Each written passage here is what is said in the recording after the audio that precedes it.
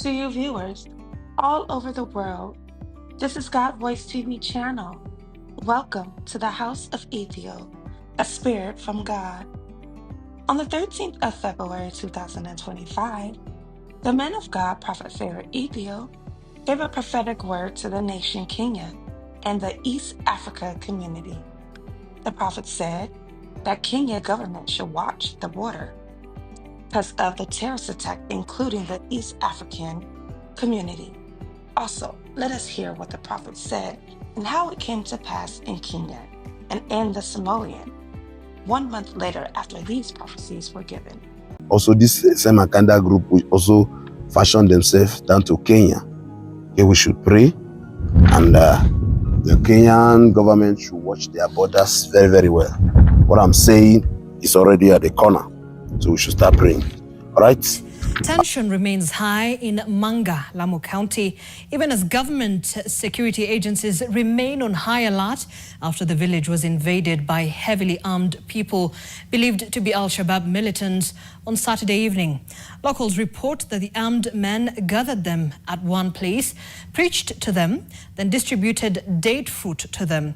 And while no casualties were reported during the incident, the area still remains tense, as NTV's senior reporter Sharon Mumanyi now tells us.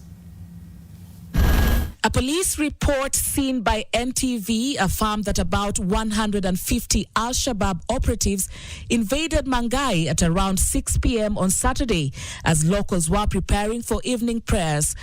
The report indicates that the operatives first probed the Mangai Border Patrol Unit camp, located 80 kilometers from the village, before splitting into two groups. One left manning the patrol camp as the other one entered the village. Some locals interviewed in Mangai said they saw tens of people armed with AK-47 rifles approaching their village, most of them hooded. The armed men would then order the locals to gather in one of the corners of the village before introducing themselves as al-Shabaab militants. Those interviewed, afraid to speak on camera, say the militants spoke about Islamic teachings before distributing date fruit to them as a Ramadan gift and warning them not to speak to authorities about their visit.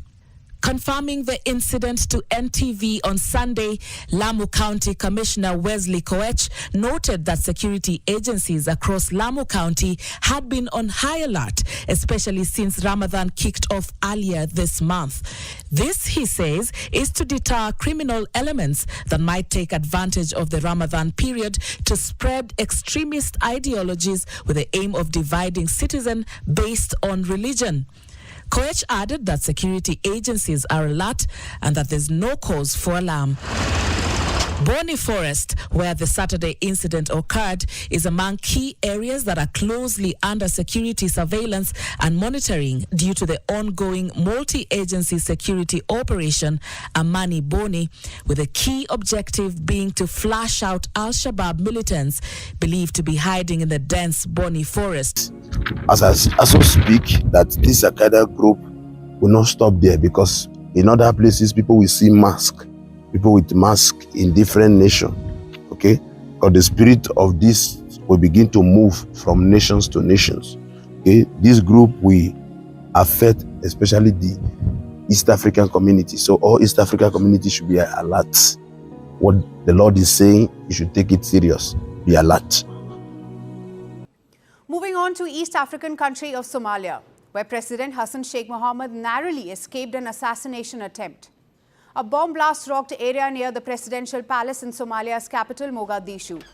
The blast occurred just moments after a presidential convoy passed from the area. The explosion destroyed a building and damaged several vehicles. A security official said that the blast took place near the presidential palace in the Hamar Jajab area and confirmed that the president's convoy was also hit. According to reports, President Mohammed was traveling to the Harsha Belt state, where the army was reportedly planning a major offensive against the al-Shabaab terrorist group. And the same group also claimed the responsibility for the attack.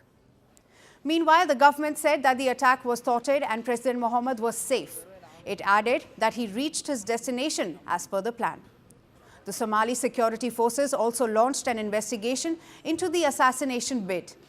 The country's state media released Mohammed's images from Aden Yabal, where Somali military has been battling al-Shabaab's offensive for last 3 weeks.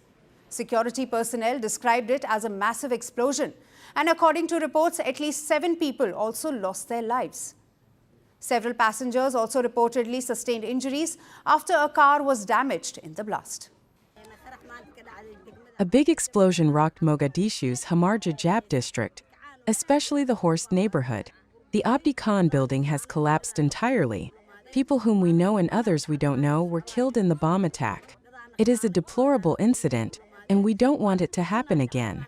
I have heard between 7 to 8 people were killed in the attack. The al-Shabaab group has been fighting against the Somali government for over 15 years now. It is trying to topple the existing government.